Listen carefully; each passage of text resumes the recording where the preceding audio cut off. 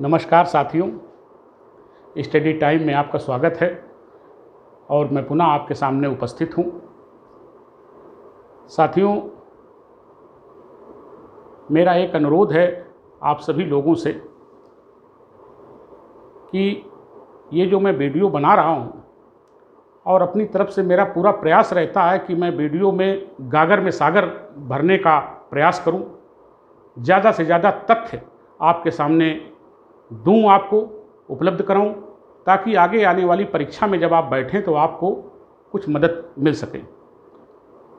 तो अगर मेरे वीडियो से आपको ये लगता है कि थोड़ा सा भी मुझे फ़ायदा हो रहा है, आपको फ़ायदा हो रहा है, तो आप कृपया चैनल को सब्सक्राइब अवश्य करें और बेल आइकन को भी प्रेस कर दें, ताकि जो हमारे वीडियो बनाने का जो सिलसिला आगे भविष्य में भी जारी रहेगा, वो नए नए वीडियो आपके पास ऑटोमेटिक उसमें पहुंचते रहेंगे, आते रहेंगे। तो इसलिए आप चैनल को सब्सक्राइब अवश्य करें।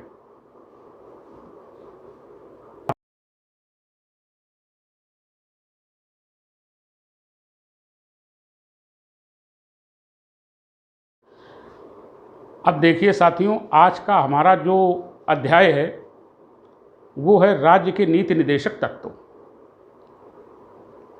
आज हम राज्य के नीति निदेशक तत्वों में प्रवेश करेंगे और इसमें प्रवेश करने से पहले पिछले वीडियो में मैंने आपको मूलाधिकारों के संबंध में बताया था। अब मूलाधिकार संविधान के भाग 3 में दिए गए और राज्य के नीति निदेशक तत्व संविधान के भाग 4 में दिए गए। तो अब मूलाधिकार और नीति निदेशक तत्वों में थोड़ा अंतर समझ लीजिए कि इनमें क्या डिफरेंस है। तो आइए अंतर देखते हैं कि क्या डिफरेंस है। पहला डिफरेंस है, ये मूलाधिकार हैं और ये नीति निदेशक तत्व हैं। मूलाधिकार में पहला है कि जो मूलाधिकार हमारे संविधान में भारत के नागरिकों को प्रदान किए गए हैं, ये मूलाधिकार व्यक्तिगत हैं और राज्य के नीति निदेशक तत्व सामूहिक हैं। राज्य के नीति निदेशक तत्व सामूहिक हैं। तो व्यक्तिगत का मतलब ये होता है कि अगर किसी एक व्यक्ति के मूलाधिकारों का भी हनन होता है, एक व्यक्ति का भी हो सकता है और बहुत सारे व्यक्तियों का हो सकता है, तो अगर किसी एक व्यक्ति के भी मूलाधिकारों का अगर हनन किया है, सरकार के किसी कानून से हुआ है, तो वो एक व्यक्ति भी सुप्रीम कोर्ट में जा सकता है या हाई कोर्ट में जा सकता है और सरकार के विरुद्ध अपील कर सकता है कि मेरे मूलाधिकारों का अतिक्रमण हुआ है। लेकिन जो राज्य के नीति निदेशक तत्व हैं, ये जनता को ध्यान में रख करके, भारत की समस्त जनता को ध्यान में रख करके, उनकी भलाई को ध्यान में रख करके ये बनाए गए। तो इनका व्यक्तिगत किसी व्यक्ति से कोई लेना देना नहीं है। इनका ये सरकार को निर्देश देते हैं कि तुम्हें क्या करना है। राज्य के नीति निदेशक तत्व सरकार को निर्देशित करते हैं कि तुम्हें क्या करना है। तो इनका तात्पर्य जो है सामूहिक है, पूरे देश की जनता से है। आइए, दूसरा है, जो मूलाधिकार हमारे हैं वो राजनीतिक लोकतंत्र की स्थापना करते हैं। राजनीतिक लोकतंत्र की स्थापना करते हैं। इसमें जो अधिकार दिए गए हैं वो संविधान के द्वारा जनता को दिए गए हैं और ये राजनीति से दिए गए हैं। राजनीति ने आकर के पब्लिक को अधिकार दिया है, संविधान में राइट है। तो राजनीतिक लोकतंत्र की स्थापना करते हैं और ये जो राज्य के नीति निदेशक तत्व हैं, ये सामाजिक और आर्थिक लोकतंत्र की स्थापना करते हैं। देखिए, लोकतंत्र कई प्रकार का होता है। केवल जनता को वोट दे देने से लोकतंत्र स्थापित नहीं हो जाता। वोट देना एक राजनीतिक अधिकार है। तो वोट दे देने से मतलब सारे समाज की भलाई नहीं हो जाएगी। समाज में गरीबी है, समाज में बेरोजगारी है, समाज में जाति व्यवस्था है, समाज में अस्पृश्यता है, समाज में श्रमिकों की समस्याएं हैं, सरकारी कर्मचारियों की समस्याएं आएंगी।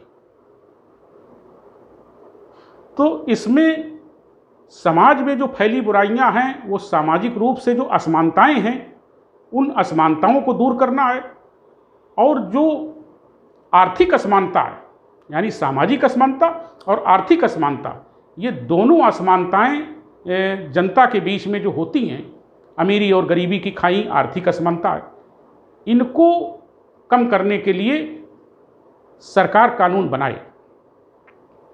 तो देखिए यहाँ पर जो जनता को अधिकार दिए गए मूल अधिकारों में वो राजनीतिक लोकतंत्र की स्थापना करते हैं हमारे मूल अधिकार, और राज्य के नीति निदेशक तत्व जो है वो सामाजिक और आर्थिक लोकतंत्र की स्थापना करते हैं। तो 3 प्रकार के लोकतंत्र हो गए।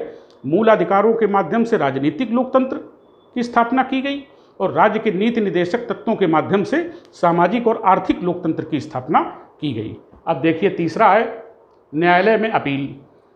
अगर किसी व्यक्ति के या व्यक्तियों के समूह के मूलाधिकारों का उल्लंघन हुआ है सरकार के किसी कानून से, तो एक व्यक्ति भी जा सकता है, अपील कर सकता है न्यायालय में, और व्यक्तियों का समूह या संगठन जा सकता है सामूहिक रूप से। तो इनमें न्यायालय में ये अपील की जा सकती है। लेकिन अगर इनको सरकार लागू नहीं करती तो इसमें न्यायालय में कोई अपील नहीं की जा सकती है। राज्य के नीति निदेशक तत्वों के संबंध में कि भाई राज्य के नीति निदेशक तत्वों में ये फला अनुच्छेद में फला बात कही गई है, सरकार अभी इस पर कोई कानून नहीं बना रही है, कानून बना के और सिस्टम को लागू नहीं कर रही है, तो आप न्यायालय में नहीं जा सकते। इनके उल्लंघन पे जा सकते मूलाधिकारों के, लेकिन नीति निदेशक तत्वों को अगर सरकार नहीं लागू कर रही है तो उस पर न्यायालय में नहीं जा सकते हैं। अब देखिए चौथा है नकारात्मक प्रकृति। मूलाधिकारों की नकारात्मक प्रकृति है और नीति निदेशक तत्वों की सकारात्मक प्रकृति। अब ये नकारात्मक प्रकृति और सकारात्मक प्रकृति को साथियों अच्छी तरह से समझ लीजिए कि ये नेगेटिव हैं मूलाधिकार और राज्य के नीति निदेशक तत्व पॉजिटिव हैं। तो नेगेटिव का क्या मतलब हुआ? ये नेगेटिव मूलाधिकार जो फंडामेंटल राइट्स हैं वो नेगेटिव इसलिए हैं क्योंकि ये जनता को अधिकार दिए गए हैं और जनता के अधिकारों को सरकार कहीं छीन न ले, तो वो न छीने उस पर ये सरकार पर अंकुश लगाते हैं। इन अधिकारों के विरुद्ध सरकार को कानून बनाने से रोकते हैं। हमारा संविधान रोकता है सरकार को कि इनको छीनने के लिए कानून न बनाइए जो जनता को अधिकार दिए गए, इसलिए ये नकारात्मक है। यानी ये संविधान हमारा मूल अधिकारों की रक्षा करने के लिए उनका अतिक्रमण न हो तो सरकार को इनके विरुद्ध कानून बनाने से रोक लगाता है, अंकुश लगाता है, इसलिए ये नकारात्मक हैं। और राज्य के नीति निदेशक तत्व सकारात्मक इसलिए हैं क्योंकि जनता की भलाई के लिए, देखिए ये भी जनता की भलाई के लिए और ये भी जनता की भलाई के लिए, तो जनता की भलाई के लिए जो राज्य के नीति निदेशक तत्व जो दिए गए हैं उन पर कानून बना करके उनको लागू करने का प्रयास करे राज्य में जनता की भलाई के लिए। तो इस पर कानून बनाने की शक्ति देता है कि इस पर कानून बनाइए और जनता में इनको लागू करिए, और इनमें रोक लगाता है। तो ये नकारात्मक हैं और ये राज्य के नीति निदेशक तत्व सकारात्मक हैं। अब देखिए पांचवा क्या है, संविधान। ये जो मूल अधिकार हैं ये संविधान के भाग 3 में दिए गए और राज्य के नीति निदेशक तत्व जो हैं वो संविधान के भाग 4 में दिए गए। और संविधान के भाग 4 में जो दिए गए हैं वो अनुच्छेद 36 से लेकर के 51 तक दिए गए हैं। राज्य के नीति निदेशक तत्व 36 से लेकर 51 तक दिए गए हैं भाग 4 में, और मूलाधिकार जो दिए गए वो भाग 3 में दिए गए हैं 12 से लेकर 35 तक। तो मूलाधिकारों के विषय में तो हम आपको समझा चुके हैं, लेकिन अब जो राज्य के नीति निदेशक तत्व हैं वो संविधान के भाग 4 में 36 से लेकर के 51 तक दिए गए। ये इनमें डिफरेंस है। अब ये जो फंडामेंटल राइट्स हैं हमारे, ये अनुच्छेद 352 का सहारा लेकर के, अनुच्छेद 352 में संकटकालीन स्थिति जब आ जाए, जब आपातकालीन स्थिति आ जाए, तब जो गवर्नमेंट है हमारी भारत सरकार है वो अनुच्छेद 352 का सहारा लेकर के मूलाधिकारों को स्थगित कर सकती है। कुछ समय के लिए स्थगित कर सकती है, वो समय निर्धारित करेगी कि हम इसको जैसे आपातकाल का आप जानते हैं कि संकट की घड़ी कब आती है कि देश में कोई गृह युद्ध छिड़ जाए, विषम परिस्थिति आ जाए, पुलिस के बस की बात नहीं है, सेना लगाई गई है, या फिर कोई दूसरा देश हमारे देश पर आक्रमण कर दे, तब ये मूल अधिकारों का अतिक्रमण हो सकता है और इनको स्थगित किया जा सकता है। लेकिन जब स्थिति सामान्य हो जाए तो ये पुनः बहाल किए जाएंगे। लेकिन उसमें भी मैंने बताया था आपको कि आर्टिकल 21 स्थगित नहीं किया जा सकता है। वो प्राण और दैहिक स्वतंत्रता का अधिकार है, उसे किसी भी कीमत पर स्थगित नहीं किया जा सकता। लेकिन बाकी शेष मूल अधिकारों को इसका सहारा लेकर के 352 का स्थगित किया जा सकता है। अब देखिए, इसमें ये स्थगित नहीं हो सकते। राज्य के नीति निदेशक तत्व जो है वो स्थगित नहीं हो सकते। तो अब ये तो मैंने डिफरेंस आपको बताया। अब साथियों, इतने डिफरेंस बताने से अब हम आपको ये समझाने की koशिश कर रहे हैं कि जो राज्य के नीति निदेशक तत्व हैं वो लोक कल्याणकारी राज्य की स्थापना करते हैं।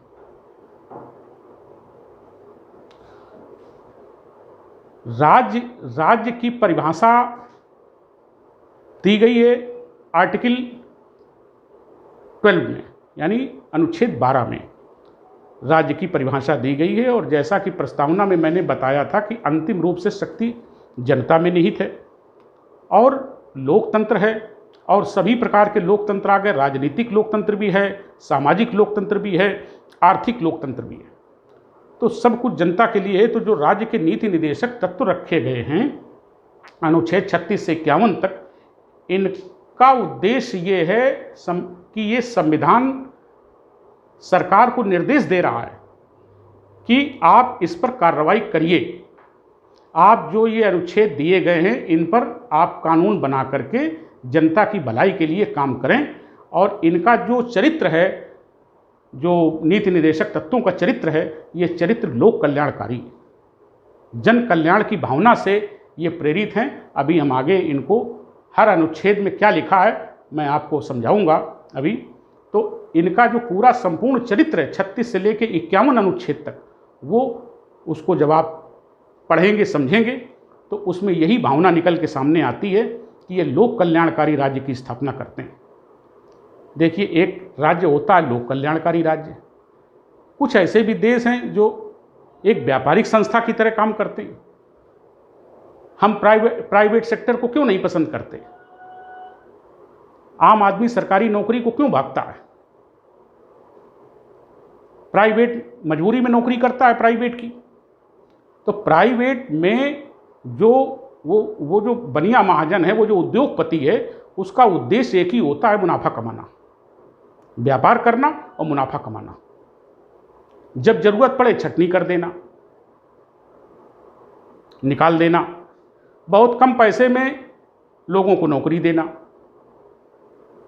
अगर वो 10,000 रुपये की नौकरी प्राइवेट सेक्टर में किसी को दी जा रही है तो उससे 20,000 का काम लिया जा रहा है।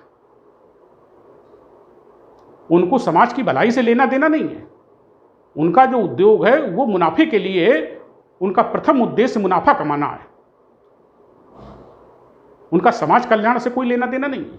लेकिन राज्य जो होता है, जो देश होता है, वो जो देश की सरकार होती है, जो जनता के द्वारा चुनी गई होती है, उसका उद्देश्य राज्य को एक व्यापारिक संस्था बनाना नहीं है, बल्कि राज्य को एक लोक कल्याणकारी संस्था बनाना।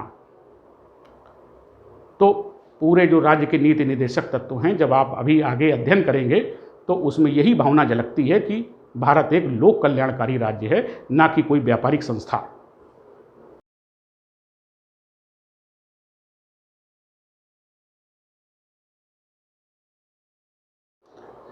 अब आइए चलते हैं कि राज्य के नीति निदेशक तत्वों में किस अनुच्छेद में क्या लिखा है, इस पर चर्चा कर लेते हैं। आइए देखिए, जैसा कि मैंने बताया कि राज्य के नीति निदेशक तत्व अनुच्छेद 36 से लेकर 51 तक ये दिए गए। और ये राज्य के नीति निदेशक तत्व हमारे देश को एक लोक कल्याणकारी राज्य स्थापित करने के लिए ये बनाए गए हैं। यही इनका महत्व है और ये शासकों के लिए एक प्रकार का नैतिक आदर्श प्रस्तुत करते हैं। ये संविधान, अब आप यहीं से संविधान की गरिमा और संविधान का महत्व समझ सकते हैं कि संविधान ये सरकारों को निर्देश दे रहा है कि आपको कैसे देश चलाना है।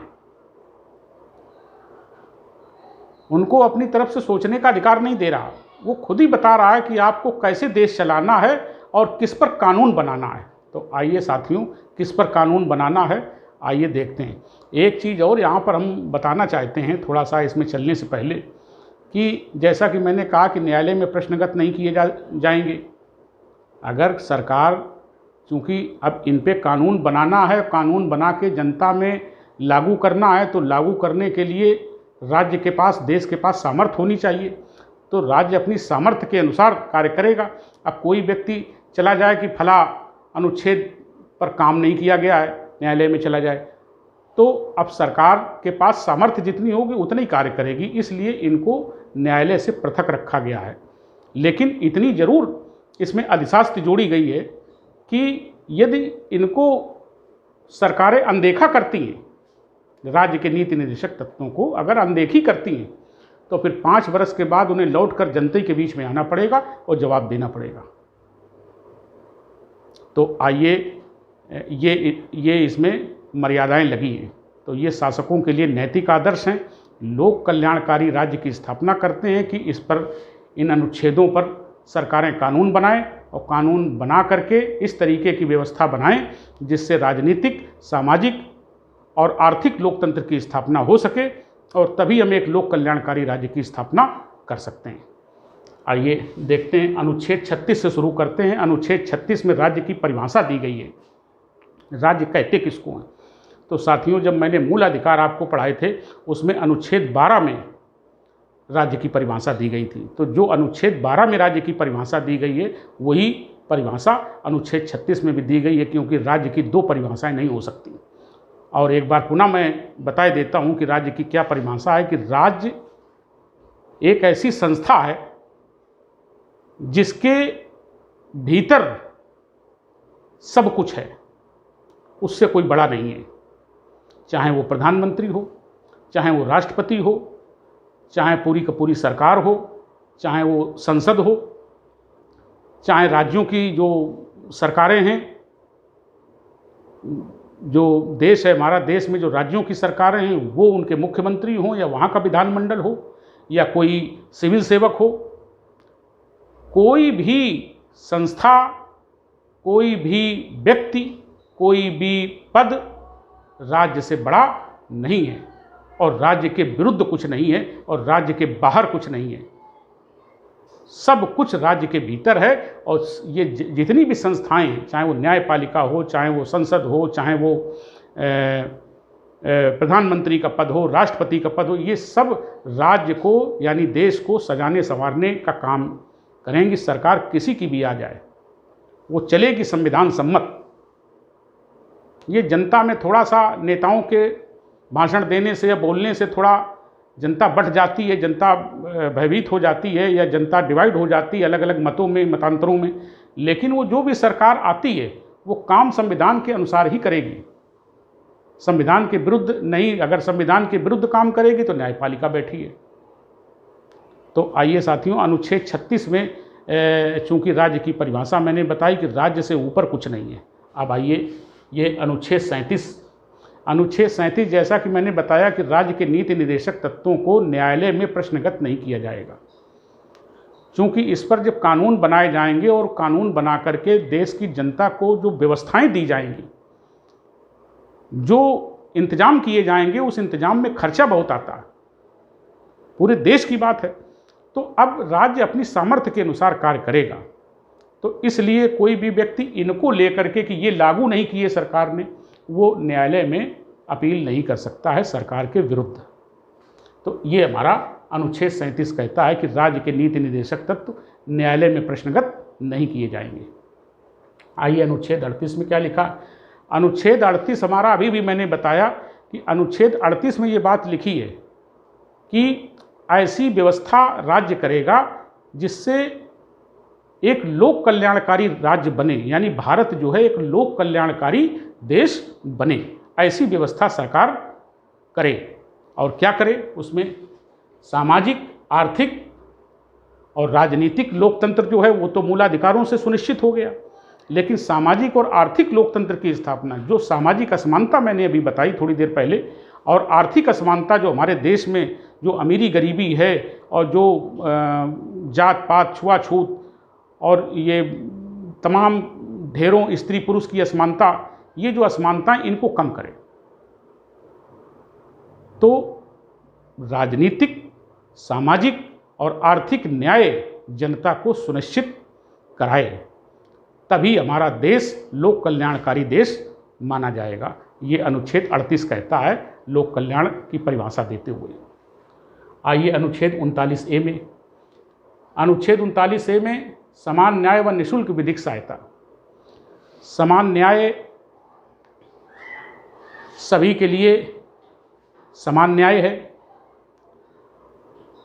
और निःशुल्क विधिक सहायता पाने का अधिकार व्यक्ति को है कि यदि व्यक्ति व्यथित है किसी कानून से और उसके पास इतना पैसा नहीं है कि वो न्यायालय का खर्च उठा सके, तो ऐसी स्थिति में न्यायालय उसको ये राइट देता है कि उस सरकार उसके कानूनी खर्चे को वहन करे।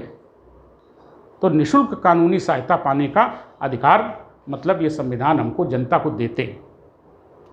39A में समान न्याय व निःशुल्क विधिक सहायता पाने का अधिकार सबको है ताकि वो अपनी बात न्यायालय में रख सके, पैसे के अभाव में वो वंचित न रह जाए। अनुच्छेद 40 कहता है कि ग्राम पंचायतों का गठन किया जाए। हमारा संविधान सरकार को, राज्य को ये निर्देश दे रहा है कि राज्य में ग्राम पंचायतों का गठन किया जाए। तो राज्य की तरफ से जो राज्य तो दिखाई नहीं पड़ता है, राज्य आप नहीं देख सकते, राज्य अमूर्त है, दिखाई नहीं देता, लेकिन राज्य के रूप में जो मूर्त रूप में जो सरकार होती है, जो राज्य की शक्तियों का उपभोग करती है, जो राज्य की शक्तियों का इस्तेमाल करती है, उस सरकार को संविधान निर्देश दे रहा है कि आप, अनुच्छेद 40 में कह रहा है कि राज्य में ग्राम पंचायतों का गठन किया जाए। और साथियों, इसी को ध्यान में रख करके, यह अनुच्छेद 40 को ध्यान में रख करके 1993 में 73वां संविधान संशोधन किया गया और उसमें ग्राम पंचायतों का गठन करके उनको संवैधानिक दर्जा प्रदान किया गया। और 74वां संविधान संशोधन भी किया गया, उसमें नगरों में नगर पालिका का गठन करने का प्रावधान किया गया। तो ये अब इसको संवैधानिक दर्जा प्रदान किया गया है। अभी आपने देखा होगा कि सरकार चुनाव टालना चाहती थी ग्राम पंचायतों के।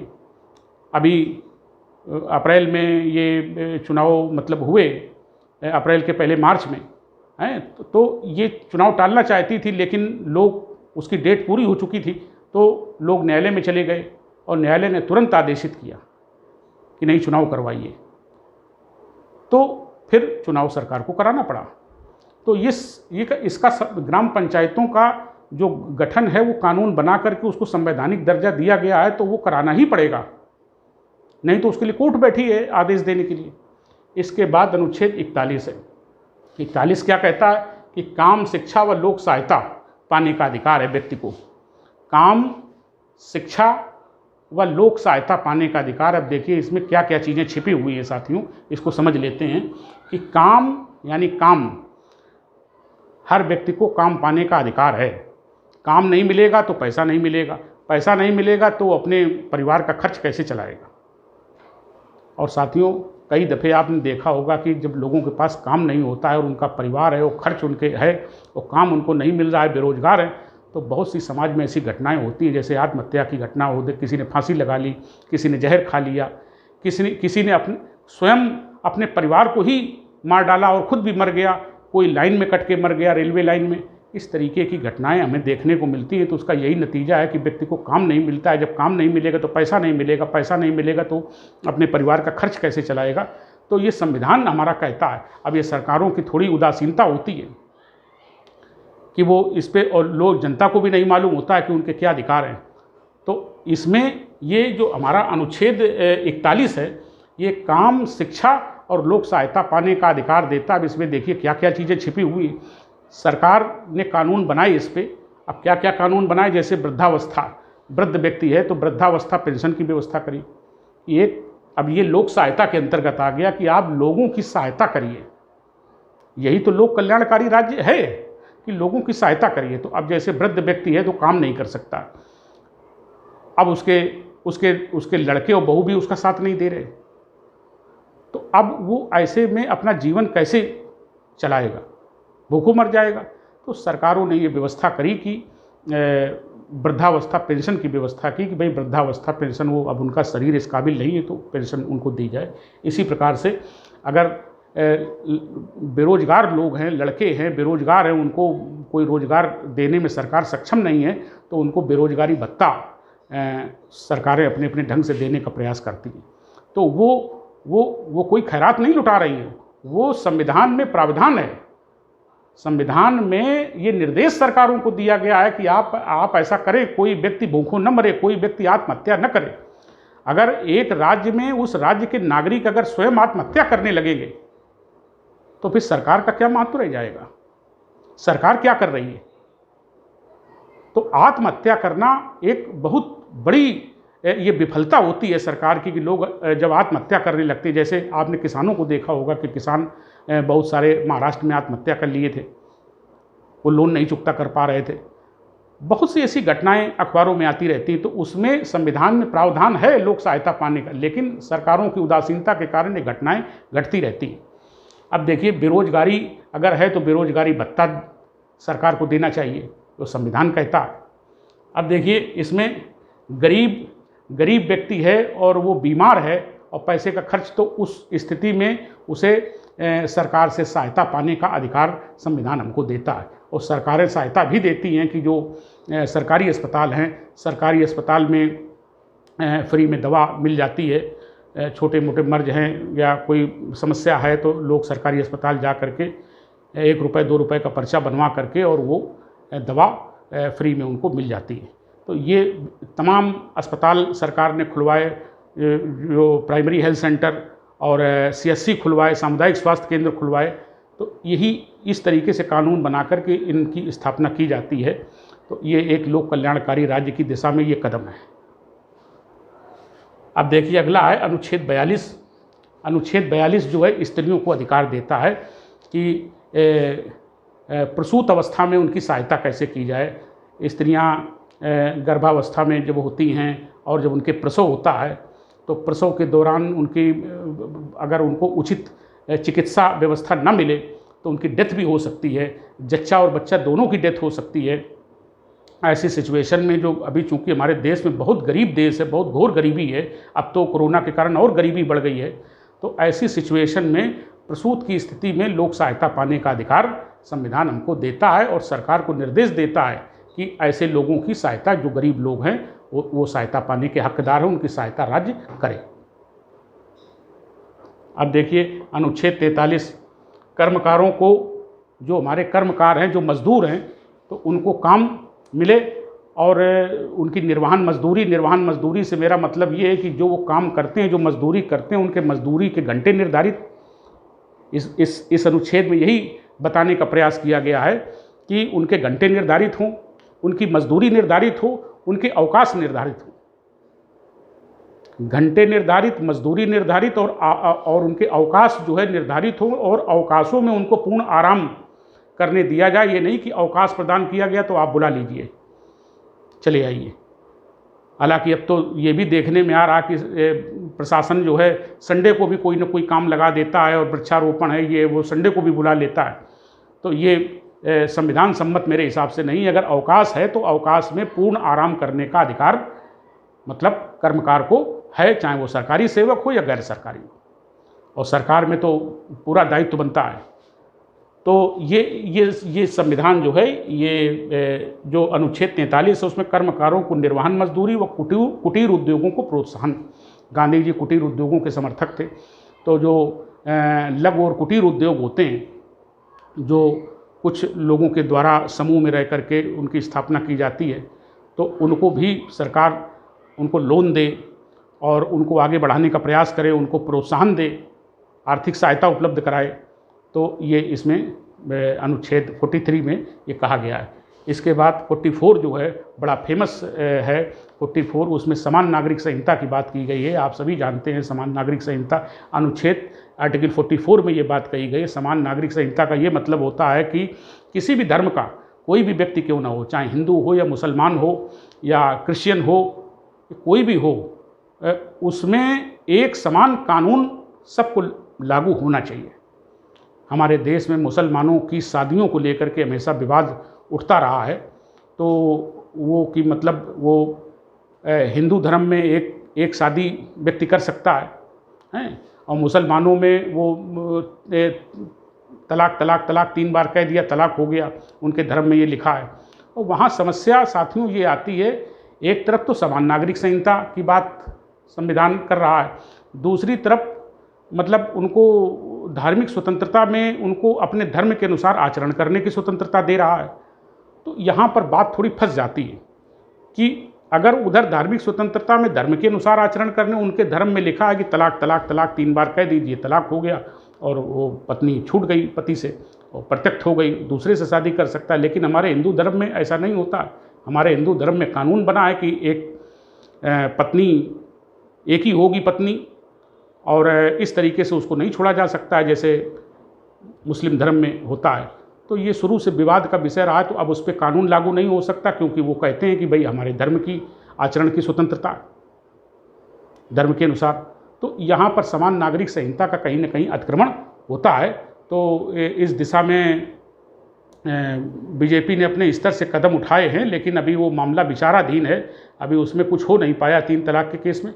तो ये चीज़ संविधान में, यानी किसी भी धर्म का है, ये कहने का मतलब संविधान का ये है कि किसी भी धर्म का कोई व्यक्ति क्यों ना हो, वो सबको एक समान कानून की धारा एक समान सब पे लागू होनी चाहिए, एक समान सब पे कानून, किसी भी धर्म का आदमी हो। अब देखिए अनुच्छेद 45 क्या कहता है, छोटे बच्चों के लिए शिक्षा मुफ्त। इतना संविधान ने कह दिया कि छोटे बच्चों के लिए शिक्षा मुफ्त। अब सरकारों का काम सोचने का है कि वो क्या करें, कैसे कानून बनाएं।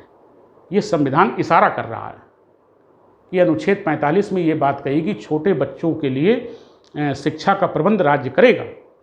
तो सरकार ने 86वां संविधान संशोधन किया 2002 में, और उसमें ये निर्धारित किया कि 6 वर्ष से लेकर 14 वर्ष तक के बच्चों को शिक्षा पाने का अधिकार है, और उसको मूल अधिकारों की श्रेणी में रखा। और 6 से 14 वर्ष तक के बच्चों को निःशुल्क शिक्षा पाने का अधिकार है। अब तो उनको परीक्षा में बैठें या न बैठें, उनको पास होने का अधिकार है। उनको कक्षा 8 तक पास होने का अधिकार है कि उनको पास किया जाएगा, फेल नहीं किया जाएगा। और उनको MDM दिया जाता है, मध्याह्न भोजन की व्यवस्था उनको सरकार करती है, और सरकार उसका पूरा वहन करती है। और उनको मध्याह्न भोजन में तरह तरह के भोजन हो गए, और ये फल हो गए, दूध की भी व्यवस्था की जाती है। तो ये कि बच्चे किसी तरीके से विद्यालय में आएँ, विद्यालय में बच्चे आते हैं तो उनका विकास होता है, और विद्यालय में आएंगे तो खाने के बहाने से आएंगे तो कुछ पढ़ाई भी करेंगे। तो ये सरकारों ने व्यवस्था की है संविधान में संशोधन करके, बल्कि संविधान ही उनको ये निर्देश दे रहा है कि आप इस पर कानून बनाएं।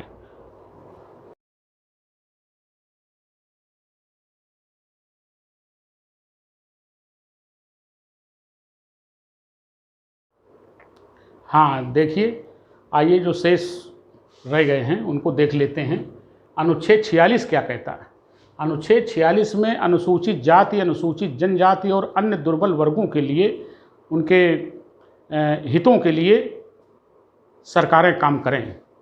तो देखिए इसी के आधार पर जो सरकारी नौकरियां हैं उनमें रिजर्वेशन की व्यवस्था की गई, और इसी प्रकार से अनुसूचित जाति और जनजातियों के लिए और उनसे हितों से संबंधित जो सरकारें काम कर सकती हैं उन्होंने किए हैं। अभी बहुत कुछ करना बाकी है।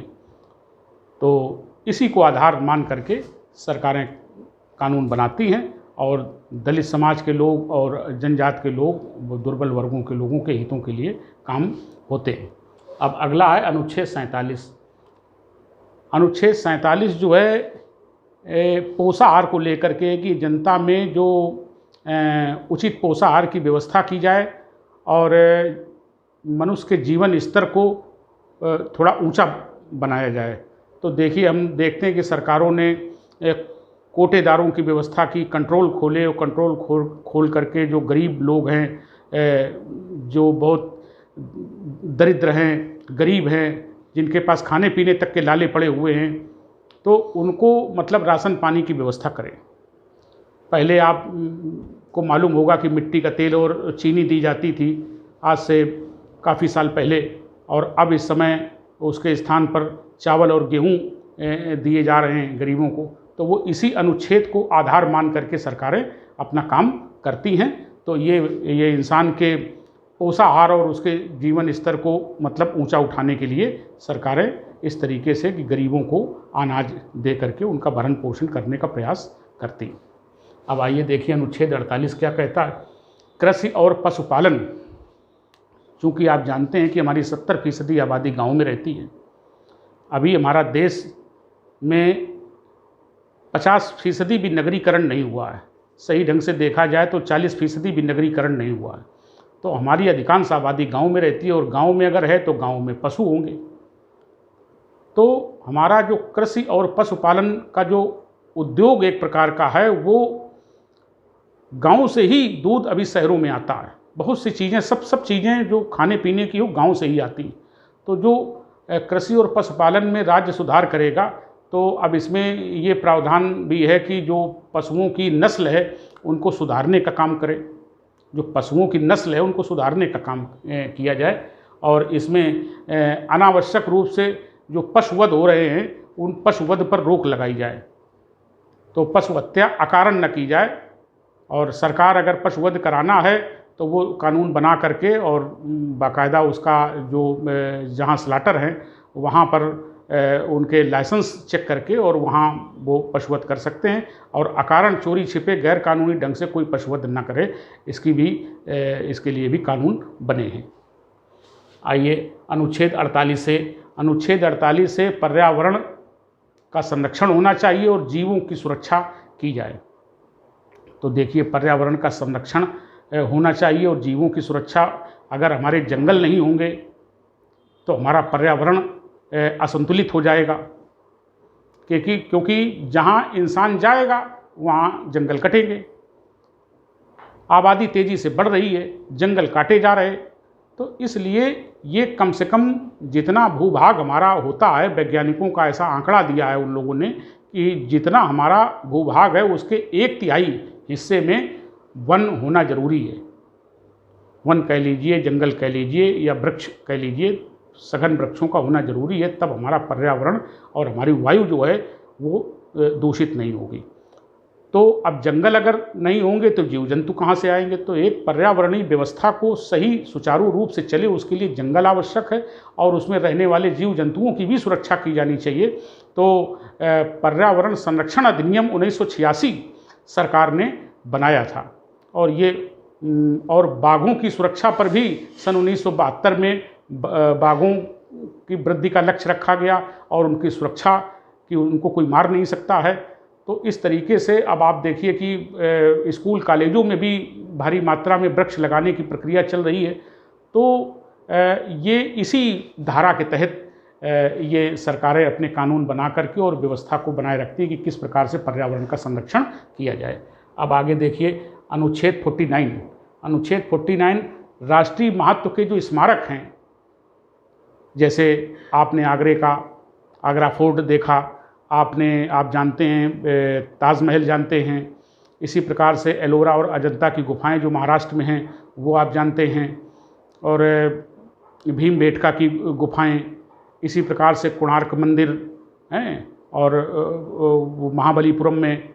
तो इस प्रकार से जो तमाम ऐतिहासिक हमारी मंदिर हैं, और राजस्थान में बहुत से रजवाड़े हैं, बहुत बड़े बड़े भवन बने जो राजाओं ने बनवाए, और खजुराहो में आप देखते हैं कि मंदिर बने हैं। तो ये जो राष्ट्रीय स्तर के स्मारक हैं, जो हमारी विरासत है, ये ऐतिहासिक विरासत जो धरोहर है, तो सरकार का ये दायित्व बनता है, संविधान निर्देश दे रहा है सरकार को कि ये दायित्व बनता है सरकारों का कि वो उनकी सुरक्षा करें और उनके सुरक्षा के निमित्त कदम उठाएं, ताकि वो सुरक्षित रहें, वो नष्ट न होने पाएँ।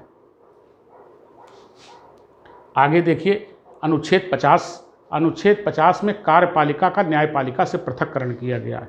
यानी न्यायपालिका की शक्तियां अलग हैं और कार्यपालिका की शक्तियां अलग हैं। कार्यपालिका के क्षेत्र में न्यायपालिका हस्तक्षेप नहीं करेगी और न्यायपालिका के क्षेत्र में कार्यपालिका हस्तक्षेप नहीं करेगी। तो इसमें अलग अलग किया गया है और तभी संविधान की रक्षा सही ढंग से हो सकती है साथियों। इसके बाद अनुच्छेद 51 हमारा कहता है कि जो भारत है, जो देश है भारत, वो अंतर्राष्ट्रीय शांति और सुरक्षा में अभिवृद्धि करने का प्रयास करेगा। यानी भारत एक बहुत बड़ा देश है और ये आक्रामक नहीं होगा, इसमें आक्रामकता नहीं आनी चाहिए। आक्रामकता थोड़े दिनों की होती है। तो हमारे संविधान निर्माताओं ने ये व्यवस्था की है अनुच्छेद 51 में कि भारत ऐसी व्यवस्था करेगा, ऐसी नीतियां बनाएगा जिससे अंतर्राष्ट्रीय स्तर पर शांति स्थापित हो, शांति को बढ़ावा मिले, सुरक्षा को बढ़ावा मिले, न कि युद्ध को। तो हम इसका जो हमारी सरकारें हैं संविधान बनने के बाद, अब वो जो सरकारें आई तो उन्होंने इसका अनुपालन करते हुए गुट निरपेक्ष आंदोलन की स्थापना की। पंडित जवाहरलाल नेहरू ने, जो हमारे ही देश के थे, पंडित जवाहरलाल नेहरू भारत के प्रथम प्रधानमंत्री, उन्होंने अंतर्राष्ट्रीय स्तर पर, विश्व लेवल पर आकर के गुट निरपेक्ष आंदोलन की स्थापना की। और गुट निरपेक्ष आंदोलन का अर्थ ये था कि हमें दोनों महाशक्तियों के चुंगल में नहीं फंसना है, उनके बहकावे में नहीं आना है और अपने देश का विकास करना है। तो गुट निरपेक्ष नीति बनाई, उसका अनुपालन किया, वो भी शांति पर आधारित है, न कि युद्ध पर। इसके बाद जो पंचशील के सिद्धांत हैं, जो भगवान बुद्ध ने बताए हैं सब लोगों को, एक आचरण की संहिता निर्धारित की है, वो देखिए, वो इतने महत्वपूर्ण सिद्धांत, पंचशील के 5 प्रकार के सिद्धांत बताए गए बौद्ध धर्म में, उनका हमारे देश की सरकारों ने अनुपालन किया है। चाइना से तो इसका 1954 में पंचशील के सिद्धांत ही दोनों देशों ने अपनाए थे। तो पंचशील के सिद्धांत शांति का संदेश देते हैं, तो इनको भी भारत ने अपनाया है। इसके बाद भारत की जो परमाणु नीति है, तो परमाणु नीति भी किसी को डराने के लिए नहीं है, किसी को धमकाने के लिए नहीं है, युद्ध के लिए नहीं है, शांति के लिए है। ये शांति की दिशा में काम करेगी। और ये भी परमाणु नीति, ये भी भारत सरकार ने घोषित कर रखी है कि हम पहले किसी पे हमला नहीं करेंगे, हम अपनी तरफ से पहले किसी पे हमला नहीं करेंगे। और ये परमाणु नीति किसी युद्ध के लिए नहीं है, बल्कि शांति की दिशा में आगे बढ़ने के लिए है। शांति के क्षेत्रों में परमाणु का उपयोग करने के लिए कहा गया है। अब इसके बाद जो यूएनओ है, जो यूएनओ अंतर्राष्ट्रीय स्तर की जो दुनिया की सबसे बड़ी संस्था है, उसका उद्देश्य है विश्व में शांति स्थापित करना। तो यूएनओ का जो चार्टर है, उसके नियमों का भारत समर्थन करता है, उसके नियमों का अनुपालन करता है और उसमें विश्वास करता है। साथियों, ये 36 से लेकर 51 तक जो राज्य के नीति निर्देशक तत्व थे, किस अनुच्छेद में क्या बात कही गई है, उस पर क्या कानून बनाए गए, ये मैंने अपने शब्दों में आपको समझाने का प्रयास किया। अब आप समझ गए होंगे कि राज्य के नीति निर्देशक तत्व तो आखिर चाहते क्या हैं, वो सरकारों को क्या निर्देश दे रहे हैं कि आपको देश कैसे चलाना है। तो सबसे पहली बात, कुछ निष्कर्ष हमारे सामने निकल के सामने आते हैं कि एक तो ये राज्य के नीति निर्देशक तत्व जो है, जैसा कि मैंने बताया कि लोक कल्याणकारी राज्य की स्थापना करते हैं, जन कल्याण की भावना से प्रेरित है। दूसरा, ये शासकों के लिए एक उच्च नैतिक आदर्श है, एक आदर्श स्थापित करते हैं उच्च कोटि के। और तीसरा जो है, ये हमारा जो देश है, हमारे देश में सामाजिक और आर्थिक लोकतंत्र की स्थापना करते हैं और सामाजिक आर्थिक न्याय को सुनिश्चित करते हैं। और ये निर्देश देते हैं कि ऐसी व्यवस्था सरकार कानून बना करके करे जनता में, और ये जनता के दर्पण हैं। तो चूंकि जैसा कि लोकतंत्र है, अंतिम शक्ति जनता में है, तो जनता की भलाई के लिए ही ये अनुच्छेद, जैसे मूलाधिकार, वो भी जनता की भलाई के लिए हैं। और ये राज्य के नीति निर्देशक तत्व तो ये भी जनता की भलाई के लिए सरकार को निर्देशित करते हैं कि इस पे कानून बना करके जनता का भला करिए। तो ये जनता के दर्पण हैं, सामाजिक आर्थिक न्याय का सुनिश्चित करना और लोक कल्याणकारी राज्य की स्थापना करना और एक उच्च नैतिक आदर्श प्रस्तुत करना। साथियों, ये राज्य के नीति निर्देशक तत्व हैं। हाँ, तो साथियों, ये थे आपके राज्य के नीति निर्देशक तत्व। तो आज के इस चैप्टर में राज्य के नीति निर्देशक तत्व पूरी तरह मैंने समाप्त कर दिए हैं। अब मुझे इजाज़त दीजिए। नमस्कार।